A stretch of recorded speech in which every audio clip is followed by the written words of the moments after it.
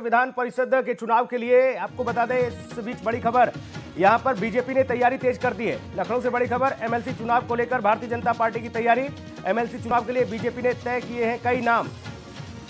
इस वक्त की बड़ी खबर, समाजवादी से बीजेपी में आए नेताओं को भी मिल सकता है अवसर, मौका मिल सकता है, विधान परिषद में वो जा सकते हैं। बीजेपी ने जिलों से अपने प्रत्याशियों के नाम मंगाने शुरू कर दिए हैं और कल संगठन की बैठक में फाइनल होंगे नए नाम। आपको बता दें, अगले महीने में ही ये चुनाव होने वाले हैं विधान परिषद के, और ये माना जा रहा है कि इसके लिए भारतीय जनता पार्टी ने तैयारी कर ली है। विधान परिषद में अपने एमएलसी चुनने के लिए नाम मांगे जा रहे हैं जिलों से, और समाजवादी पार्टी से भारतीय जनता पार्टी में जो लोग शामिल हुए हैं, जो नेता शामिल हुए हैं, वो भी जल्दी ही उनको भी मौका मिल सकता है, भाजपा उनको भी मौका दे सकती है।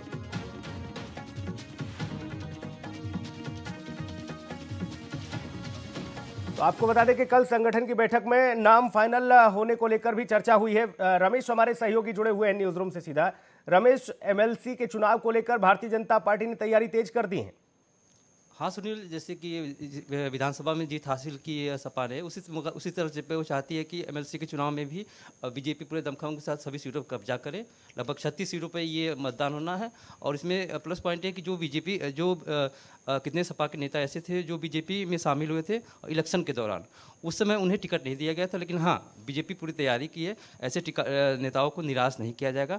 एमएलसी के थ्रू उन्हें टिकट दिया जाएगा और वो फिर दमखम के साथ चुनाव लड़ा जाएगा। क्योंकि अब एमएलसी के चुनाव को लेकर बीजेपी अपना दमखम इसलिए दिखाएगी कि जस्ट अभी चुनाव हुए हैं, जस्ट अभी जीता है विधान परिषद चुनाव, यूपी असेंबली का चुनाव, तो वो चाह रही है बीजेपी की हम दमखम के साथ इन 36 सीटों पर चुनाव लड़े और एक बार भगवा फिर लहराएं हम एमएलसी के चुनाव में। ज़्यादातर सपा के नेता इसमें टिकट जो शामिल हुए थे सपा नेता, उनको टिकट देने का एक बार फिर से कवायद तेज कर दी गई है। सभी जगह से नाम मंगाए जा रहे हैं, जो कद्दावर नेता हैं उनको लेकिन रमेश देखिए, महत्वपूर्ण ये भी है कि जो विधायकी का चुनाव हार गए भारतीय जनता पार्टी के दिग्गज, ये भी माना जा रहा है कि उनको दूसरे रास्ते से, यानी विधान परिषद के रास्ते से बिठाया जा सकता है अंदर, उनको भी बड़ी जिम्मेदारी मिल सकती है। हाँ सुनील, ये बात आप कहना सही है, क्योंकि ऐसे कई नेता हैं, बड़े बड़े नेता हैं जो चुनाव हार गए, तो उन्हें एमएलसी के थ्रू एंट्री कराई जा सकती है। और ऐसे कई नेता हैं कि जो इसमें अपनी मंथन भी शुरू कर दिए हैं, उन्होंने अपने बैटिंग कर लिए, लॉबिंग शुरू कर दी, यहाँ से दिल्ली तक बैठकें कर रहे हैं।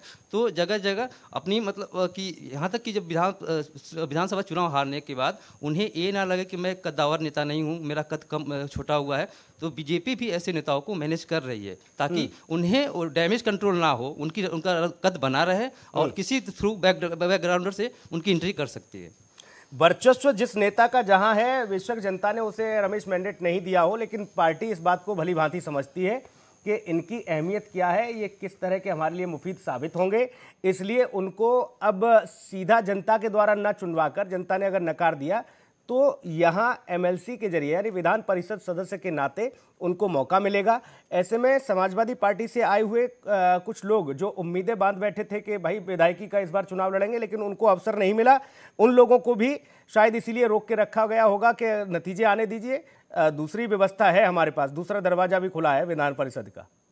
हाँ सुनील, कई ऐसे नेता थे चुनाव के दौरान उन्होंने ज्वाइनिंग की थी, तो कितने ऐसे सदस्य थे जो सपा के एमएलसी होते हुए भी उन्होंने रिजाइन दे दिया था, वो बीजेपी के खेमे आ गए थे। तो उनका मकसद यही था कि इस समय चुनाव है, अभी शांत रहने की जरूरत है, हाँ आगे जैसे परिणाम आएंगे उसी के अकॉर्डिंग हम अपना तय करेंगे क्या करना है क्या नहीं करना। तो बीजेपी ऐसे नेताओं पर इस बार भरोसा जताएगी और सपा के ज़्यादातर नेताओं को ये एमएलसी के थ्रू एंट्री कराएगी इसमें। चलिए रमेश, बहुत शुक्रिया आपका तमाम महत्वपूर्ण जानकारी के लिए, बहुत धन्यवाद।